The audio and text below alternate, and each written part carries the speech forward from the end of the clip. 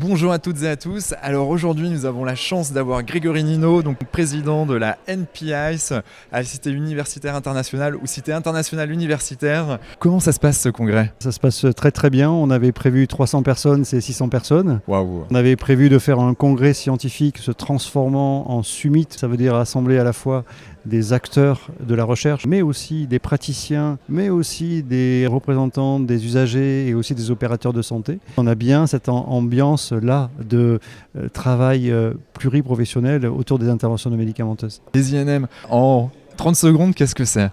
En résumé, ce sont des actions ou des protocoles précis ciblés sur un problème de santé avec une connotation corporelle, psychosociale ou nutritionnelle qui va permettre d'améliorer la santé. Elles sont validées par la science à travers un modèle qu'on a validé avec 1000 Français, le NPIS modèle.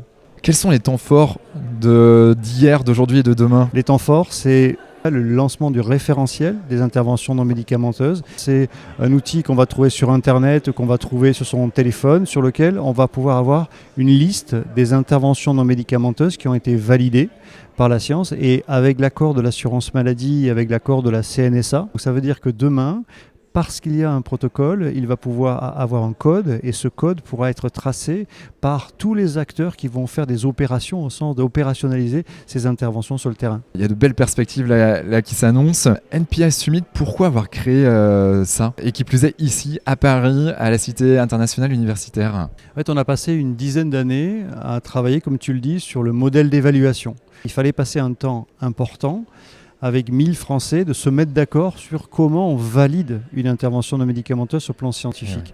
Ouais. Et l'enjeu était de dire, maintenant, les scientifiques donnent une règle du jeu pour valider des interventions non médicamenteuses et après les utiliser. Reste désormais à donner un rendez-vous pour la création d'un référentiel un an après.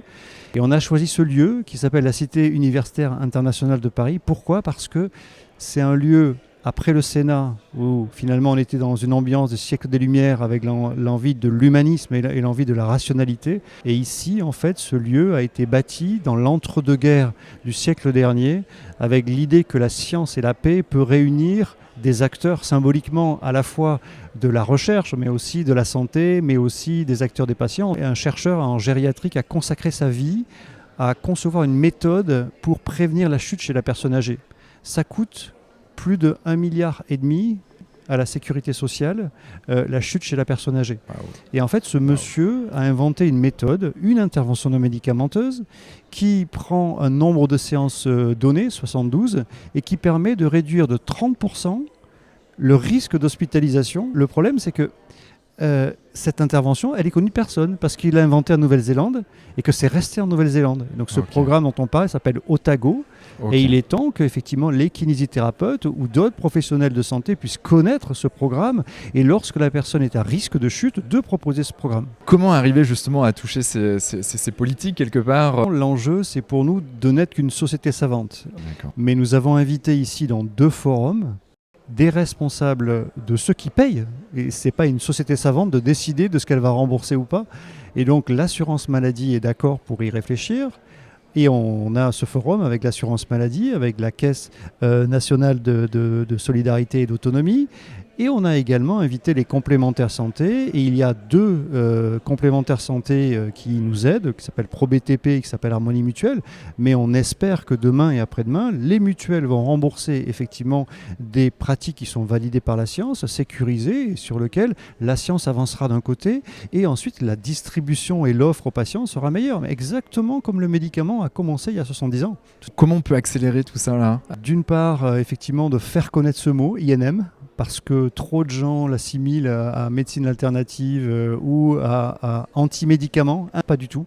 Dans plein de cas de figure, en oncologie et dans plein de maladies, en fait, il y a une complémentarité. Et le deuxième moment important, c'est effectivement qu'on mobilise dans notre société savante et vous, effectivement, contribuer quelque part à un effort, à une œuvre collective. On est en train de construire un patrimoine universel de ces services immatériels de prévention et de soins.